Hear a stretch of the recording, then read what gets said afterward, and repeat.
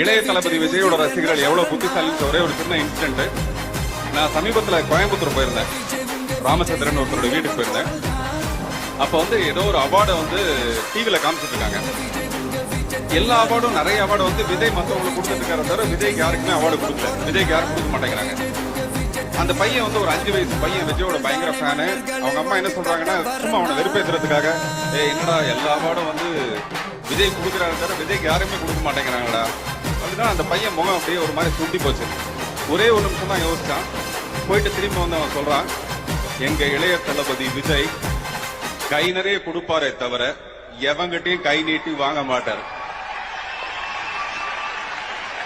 இதை யார் சொல்றான்னா, ஒரு 5 வயசு பையன், விஜயோட பயங்கர ஃபேனு. ஆக்சுவலா அந்த ஷோல என்ன நடந்ததுன்னா, கடைசியில பெஸ்ட் ஆக்டர் அவார்டு கடைசியில விஜய் கொடுத்தாங்க. அப்பதான் அவன் முகம் சந்தோஷமா இருந்தது. சோ விஜயோட ஃபேன்ஸ் அவ்வளவு பயங்கர புத்திசாலிங்க.